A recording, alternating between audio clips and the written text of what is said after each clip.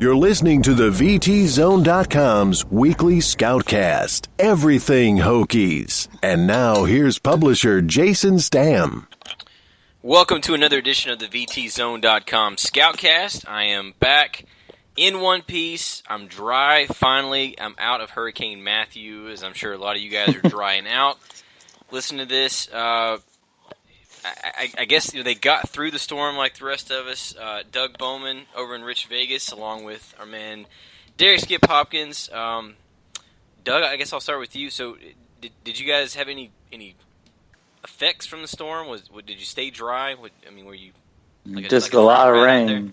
Yeah, just a lot of rain. Nothing really besides just downpour. Skip, it was real beautiful. Right? It was a real beautiful day. Yeah, man, I enjoyed the rain. I'm sure you did. Getting all wet, at the gas station, getting wet. Driving down the street, people go driving slow because it rained hard. It's a lovely day. It's always amazing to me how the rain brings out like all of the worst drivers that are like known to man. Nobody seems to be able to know how to drive in the rain. I mean, snow's pretty bad too, but the rain and especially that kind of stuff, there's always just a few people that just ruin it for everybody. But yeah, I did want to send up some prayers. I know there's been some few people on the coast hit pretty hard, and I know there's been some reported deaths and a lot of. I know even here in the New River Valley, I've been seeing all the electric company trucks that are headed out to the coast. I know to help out. I know our friend David Teal over in Newport News had some issues. I know they lost power. I think he had some holes in his roof, and so yeah. I hope everybody made it through all right, and hoping everybody can, just kind of mend and get back to normal here from all the side effects of the hurricane. So I hope it's not too soon, guys. I did put it in my headline for the game story because I was at Chapel Hill down at the game on Saturday. And, I mean, it was a Hokies hurricane at UNC.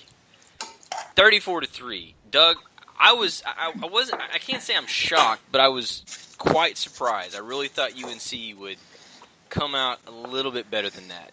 Were you surprised by what you saw?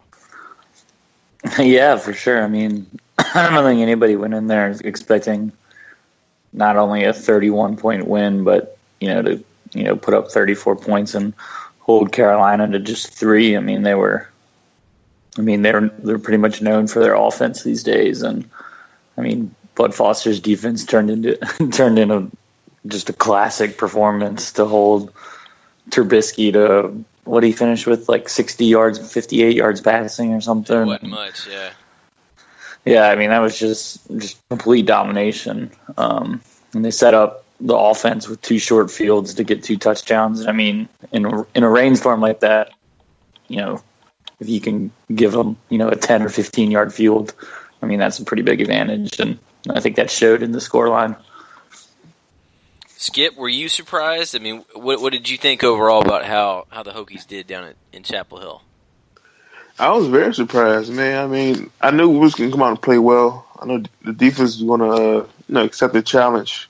All week they heard how good UNC was and how the offense was, clicking and scoring points, et cetera, et cetera. So I know the defense was going to come out and, play the hardest, play their best.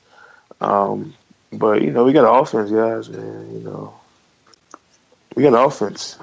Anytime you got a good offense, man, it just makes the defense look a lot better. When offense, defense get a turnover or something happen and the offense actually scores the ball, the things, you get more victories. You have a good, Bud Foster defense and a good offense. Things start to look a little better. In the past, we had a good defense, but the offense was, hit or miss sometimes. So things, wasn't looking too well. But we got an offense, guys, and things are going to start picking up just because the offense is pretty good. So I was a little surprised, but also, I mean, either it shows that we're that good, or UNC just couldn't handle the rain. Well, Doug, I mean, think the weather was about what we expected. I mean, I'll be honest, I kind of was expecting worse. Being out there in it, I mean, it wasn't great. I mean, I got drenched on the walk from the parking garage to Kenan Stadium. But, I mean, to me, it just seemed like Virginia Tech just handled the weather better. I mean, they got a few fortunate things to happen. I mean, they recovered a couple fumbles themselves. But how big of a factor do you feel like was the weather, and how much of it can we say is, hey, Virginia Tech is this good? I think it was probably a little bit of both. I mean, Carolina obviously had to play in the same thing that Virginia Tech did, and I mean, I just think that given what everybody knew the weather conditions were going to be for the game, I just think Virginia Tech not only executed better, but I thought they came in way more prepared. I mean, Carolina's obviously a team that likes to throw the ball around and throw the ball around a lot. And in this torrential downpour, Virginia Tech ran the ball 66 times, and Carolina, it was pretty close to even split on passing and throwing. And I mean, passing and running, I think it was like 29-33 passes to runs or something like that. And I just think, obviously, once they fell behind, 27-3, they had to throw the ball a lot to try and get back in the game. But I mean, that was a 6-3 game going in late into the first half, and I just think Carolina was throwing the ball really too much for a game that was being played in a hurricane. Yeah, I mean, and we talked about the run game, Doug. I mean, 66 times, 189 yards. A lot of that, well, one of the key parts of the game was just where they did just enough in that fourth quarter. They were trying to milk the clock. They had the big lead. You don't want to give, UNC any inkling chance to get back in it. They had 12 plays. I don't know if I've ever seen these kind of numbers. 12 plays, only 22 yards. Took 7.5 minutes. I mean, half the quarter on the one drive that took 22 yards. They went like nowhere. Yeah, I mean that's what you wanted from a game like that. You get the turnover deep in their territory, and then you just pound it down their throats. And 12 plays, 22 yards, 7 minutes. I mean, in a rainstorm, I mean that's exactly what you wanted to do. They relied heavily on Evans and McMillan to kind of pick up those, I guess it was 2 and 3 yards at a time, but it was obviously very effective. So, Skip, I know you weren't down there in the hurricane, but did that remind you, even watched it on TV, did it remind you of the Marshall game a few years ago? It did. Definitely did. Especially when you got the linemen, picking up fumbles and stuff. It brings back memories, man, I wish. Did you ever recover a fumble? Oh man, I don't know, Doug. Man, you would remember. I feel like I don't know, man. It's hard to say, man. I think I did against Marshall. I remember that game, man. I just remember being absolutely drenched and like praying that one of you guys was going to get it in overtime, and it kept going. I'm like, okay, we're going overtime. Man, 2 overtimes. Dang it. I could have sealed the deal with a touchdown score, man, but my guys didn't block for me.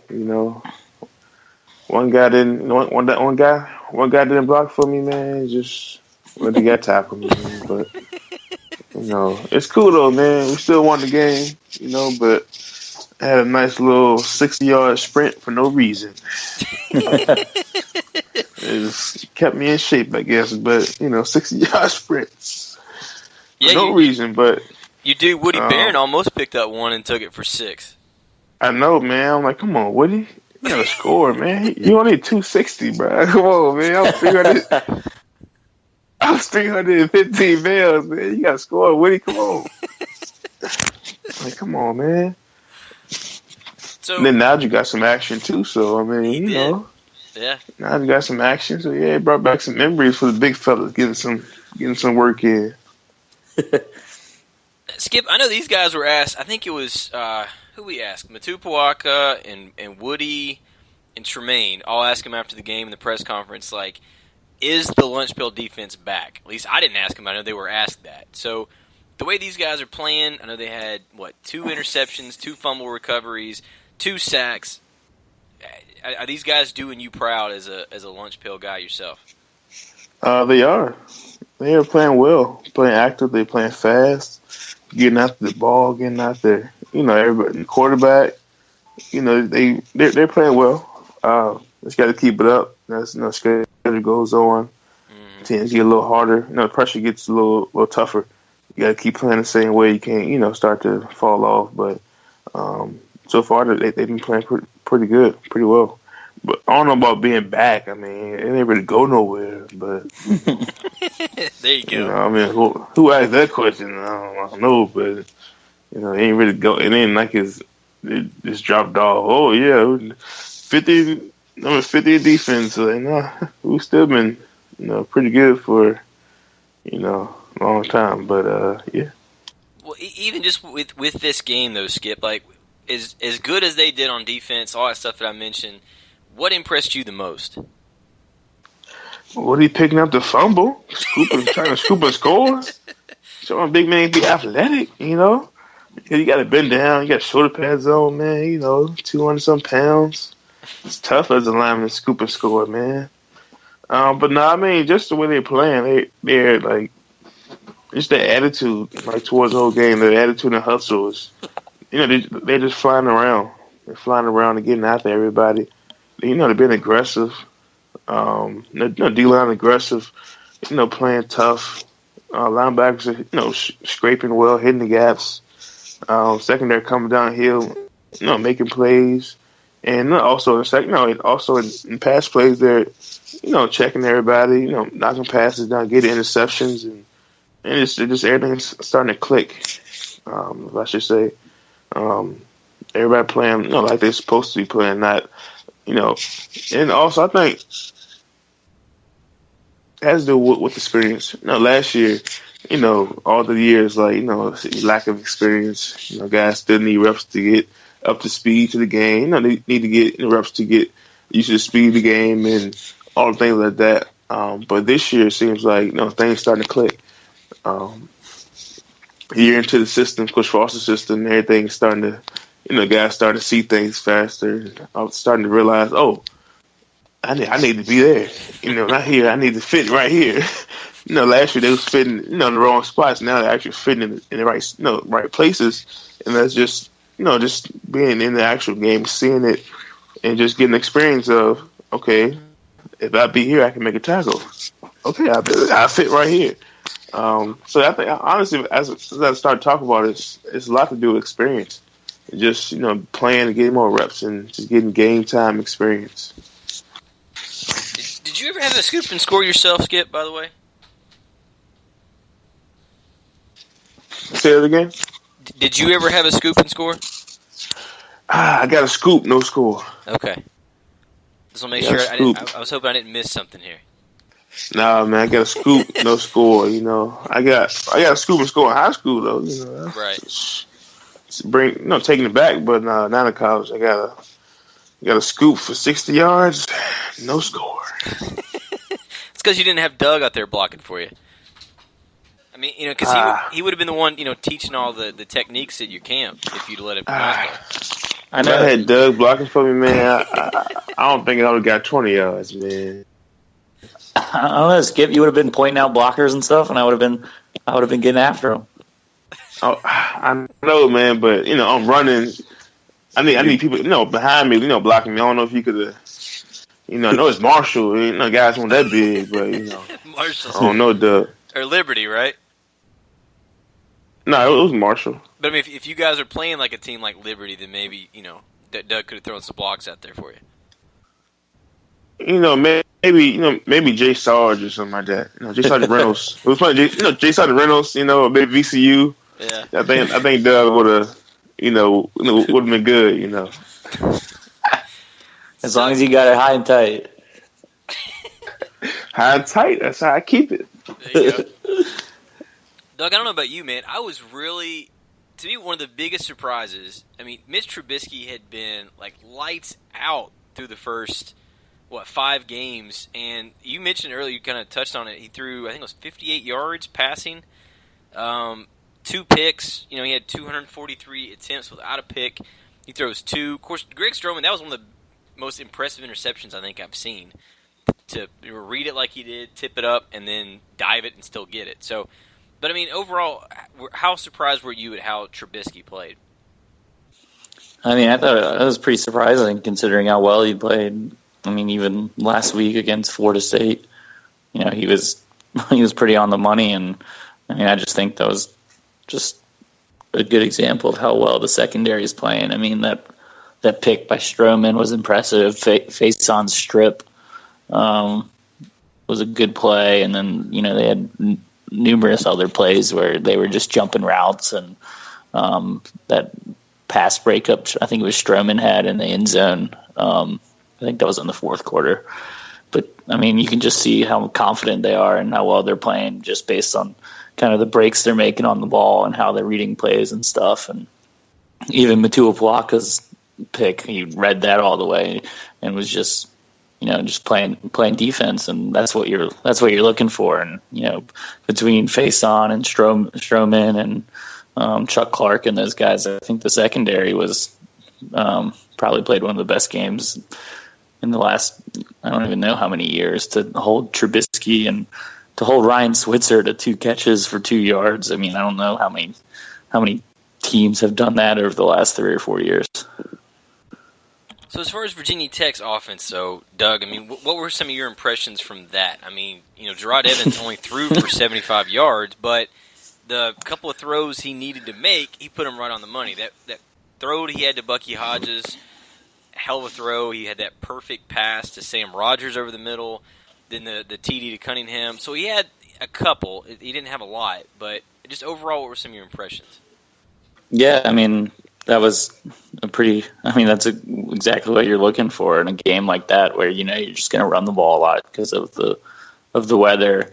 I mean, I think you're going to ask your quarterback to make a handful of throws the whole game, and that pretty much decides, you know, what his performance looks like. And the pass to Hodges there at the end of the first half was huge to go up 10 going in the locker room, and obviously the pass to Rodgers right after a turnover to quickly turn that into 7 points. I mean, in a rainstorm like that, you know, I don't think airing it out is necessarily an option. So when you do feel good about throwing the ball in a situation, you know, Evans made basically every throw that you could ask for. I think they had some snap issues again, but, you know, I don't know how much of that was due to the weather. So, I mean, I think you got to be pretty pleased with how he played. I mean, they obviously put a large portion of the game plan on him running the ball, and other than that one hit down there inside the 10, he took care of the ball well in that department too. Yeah, and I mean that, and then the offense didn't really need to do anything. They kind of did what they needed to do. They milked the clock when they needed to. I mean, that one drive for 22 yards still just boggles my mind. It takes 7.5 minutes, but you know, they milked the clock. They picked up the yards they needed, and then they also, all 6 scoring drives were on short fields. So they really made use of the defense. They made use of, you know, a couple special teams mistakes that North Carolina had. I don't guess it technically counts as a turnover, but, you know, where they bobbled the punt and got tackled by Cam and I can't remember who else it was. Stroman maybe at their own 4-yard line. 2. Yeah, so I mean they just kind of took advantage of what they had to do. Skip, after again, we've got 7 games left, so I don't want to get too far ahead of ourselves now, but based on what we've seen now, 3 straight games, pretty impressive. How much of a contender do you think Virginia Tech is for the ACC? Oh, I think we're, we right now between us and Miami, honestly. Miami's playing well. Almost beat Florida State. I mean, whoever wins that game is most likely going to go to the ACC championship. Of course you got Georgia Tech and you got some other games coming up, but if you get past Miami, Virginia Tech is really in the driver's seat of what they have to do. If you lose, things start to change, but beat Miami, you really driver's seat looking pretty good for the ACC championship. So, I think we're between 1 and 2. I wouldn't say 1 because Miami's pretty good. I seen them play the other day, but we're kind of like 1 and 2 right now. So, Doug, you've been pointing at that Miami game the last couple weeks. I know it's tough. You don't want to get too far ahead of yourself. And obviously, Miami couldn't hold up their end of the deal against Florida State. I mean, what a way to that's a whole separate story. But losing on an extra point to Florida State. Yeah. But still, how big is that game still looking like here in a couple weeks? And I mean, is that a must win for Virginia Tech? I guess if they want to win the ACC. I don't know if it's necessarily a must-win, just based on how, the rest of the teams have to play each other. I mean, a lot of how big that game is going to be based on if Miami can beat Carolina this weekend. If they do, that pretty much knocks Carolina out of the race with 2 losses, I think. And if that happens, then Miami will come to Blacksburg on a Thursday. 1 loss, and Virginia Tech will still be, if they take care of business at Syracuse, Virginia Tech will still be undefeated in the ACC. So win that game, and then Carolina and Miami have 2 losses, and you have the tiebreaker over both of them. Heavy favorite in the Coastal. So that game's going to be huge, regardless of what happens this weekend. Yeah, and I mean, to me, the 2 games they really, again, I don't want to overlook Miami, but even if they can get past Miami, you get Pittsburgh and Duke on back-to-back on the road. Those are tricky games because Pittsburgh's, to me, is kind of sneaky good. They're not like overwhelming, and they're not like a top 25 team, but they're that's one of those kind of really tricky games on a Thursday night. So, and we'll talk about that obviously when we get closer to it, but Miami is definitely shaping up to be a big one. So, let's see, a couple of injuries. Doug, I'll ask you about the first one. Skip, I'll ask you about the other one. Doug, Isaiah Ford, from what I was told, he's got a sprained ankle. It sounds like a mild sprain, so my guess is he'll probably just practice light this week and still go for Syracuse. But I guess, what are your thoughts about that one? How concerned are you about Ford right now?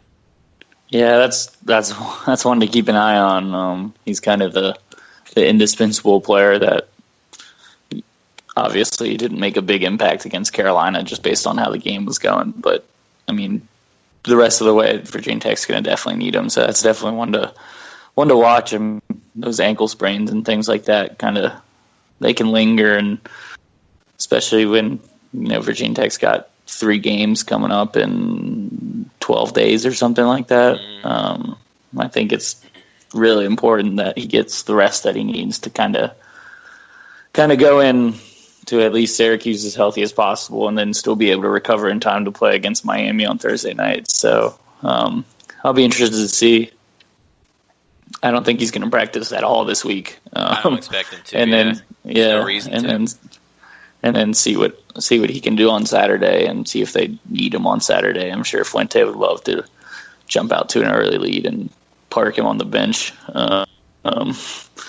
just to get ready for Miami. But yeah, I think they say it's mild, and they said that he probably could have gone back in if they needed him against Carolina. But right, I mean, any kind of ankle sprain could, one more twist or one more turn, and he's back to being hobbled, and they can't have that against Miami.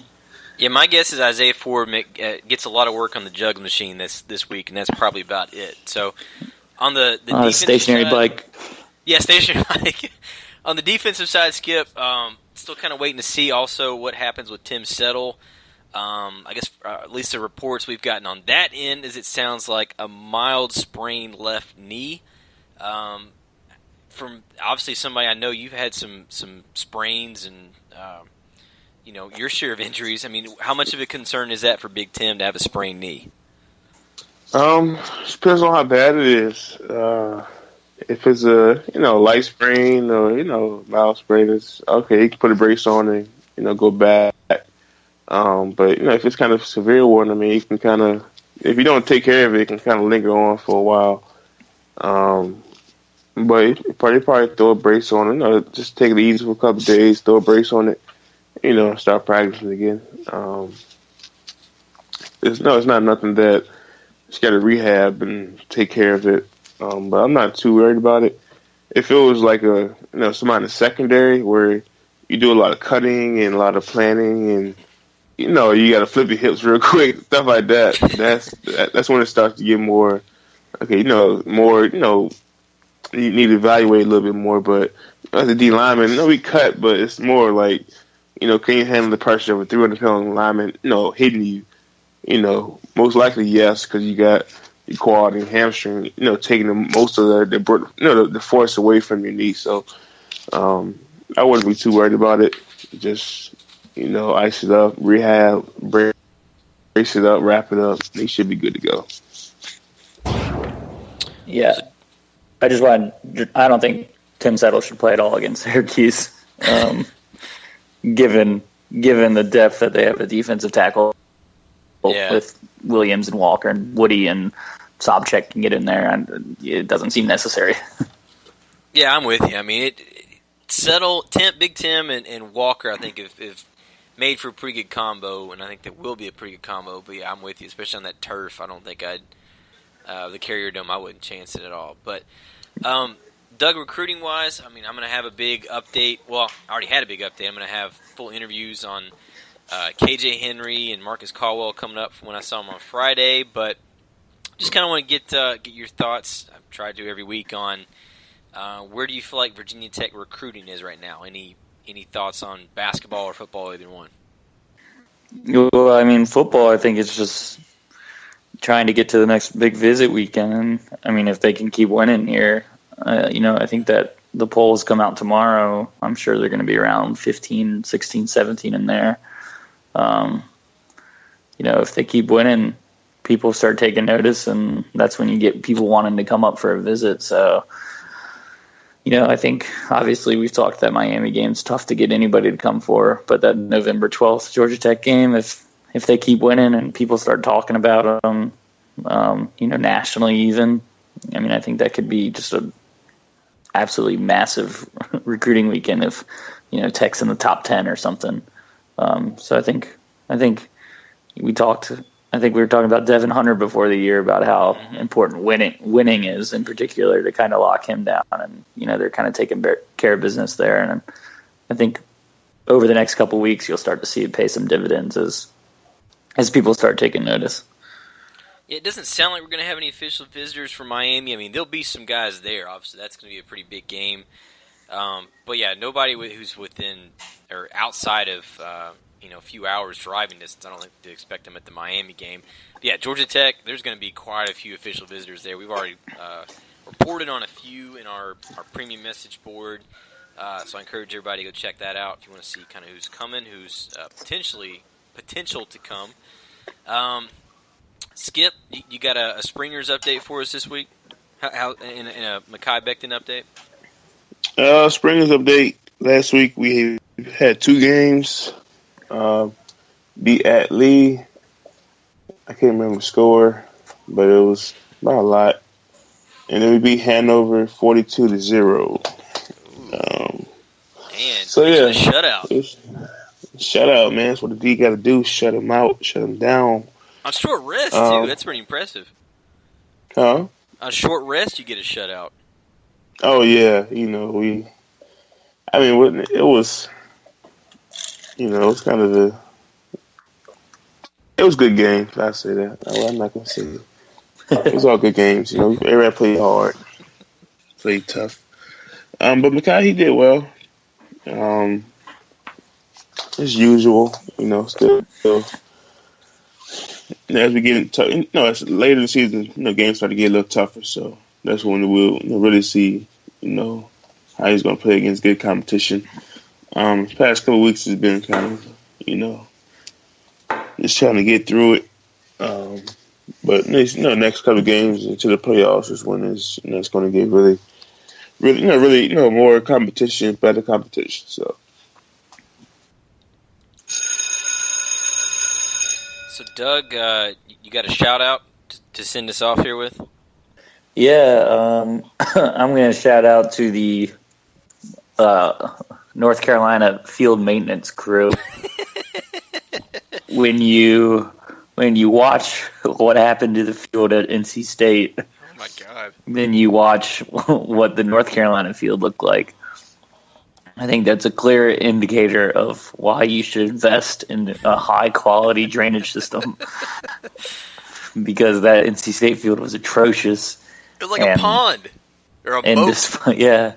And despite being, I don't know how far Raleigh is from Chapel Hill exactly, but 40 minutes, maybe. Basically the exact same area. I mean, North Carolina's field held up exceptionally well, so hats off to them. I think it's the same drainage system that Tech has, so. Okay, that makes sense. NC State, time to make a little investment there into your drainage system. Yeah, walking on that field, Doug, after the game, it was still quite firm. I mean, it drained incredibly well.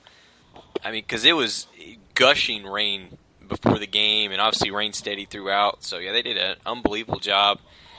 Yeah, I can't wish I could say the same. That I really think they probably could have grown some rice on the field at NC State. It was that kind of yeah, that was absurd.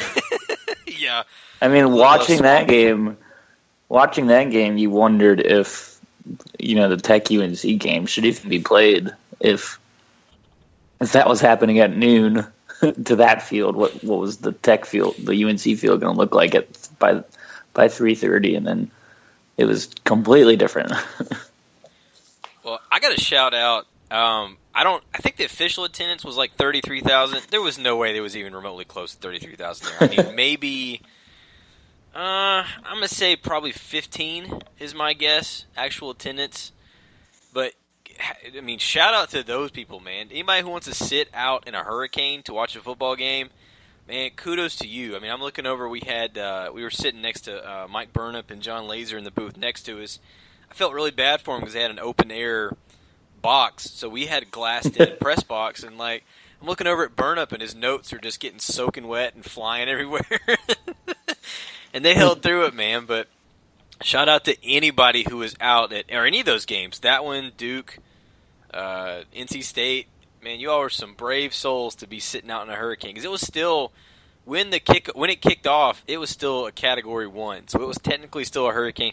So I can say I've now officially covered a football game in a hurricane. So I can check that off. Check that off the bucket list. Check it off. That's right. Skip. I don't think. Who's your shout out? Shout out to Jason for covering a game in a hurricane, man. Ain't nothing like that, man. It's just dedication right there, man. Well, hurricane coming through, I'm going to the game, baby. I was dry during the game. I got soaking wet on the walk to the stadium, but then on Friday night, I got soaking wet covering a high school game. So I did get soaking wet a couple times. Just I got a chance to dry off during the game, so I did luck out. But yeah, using the press box. I was in the press box on Saturday. Wow. I was not in the press box at the high school game. I didn't take my. You taking it back now? Take my shout out back, man. You weren't even in the actual rain, man. You was inside chilling, drinking cocoa, and eating some wings, man. They did have some chicken poppers up there. They were pretty good. Yeah, you sitting back eating chicken poppers. Well, then who you shouting drinking out? Those sodas. If I don't get you shout out, who gets your shout out? I'm gonna shout out to all the other reporters that was actually on the field, getting soaking wet with the cameras, still taking pictures. Right. That's a shout out right there. Not the people who was in the press box, cooler. Well, nice heat going. A little cold. I am happy to say that. See, next weekend I'll be up at the Carrier Dome in Syracuse. So it'll be a nice 72 degrees inside the dome, regardless of what the weather is outside. Very true. With a light breeze from the air conditioning. From the air conditioning. Some nice sodas around, maybe some popcorn with you. Yeah, I'd expect the weather conditions in the Carrier Dome to be much better, much nicer If they're not, then something is seriously wrong. Well, I mean, they did have for Minnesota, for the Vikings got their stadium when the Metrodome had that big massive rip in it, flooded inside. Or no, it was a blizzard. That's what it was. All that snow fell through. Yeah. So it can't Fingers crossed that doesn't happen. Well, yeah, I don't think Syracuse is going to get hit with a blizzard middle of October, but I don't know, man. Lake effect snow, I guess, huh? Yeah, never say never. Well, I hope I can get up there safely this time, and I'm going to hope for no blizzard in the middle of October. But I'll have all kinds of coverage, just the same thing I did with Carolina. Lots of stuff coming from Syracuse. Big props to our friend Eric Johnson over at WSLS. Hopped on and helped me out with the on-field analysis after the game. I know he's going to do the same thing up at Syracuse, so definitely look forward to that. But that'll wrap us up this week. Lots of stuff going still this week. We're going to have all kinds of recruiting updates. Like I said, KJ Henry was up last night. If you haven't seen that, check it out. Marcus Caldwell will be up this morning. Plenty of updates throughout the week to get you ready for Syracuse. Doug does an awesome job with his multimedia primer. It really is a great way to set the table and see what to look for on both sides of the field. So for Doug Bowman, Derrick Skip Hopkins, I'm Jason Stamm. Thank you for checking us out this week, and we'll see you back here next week.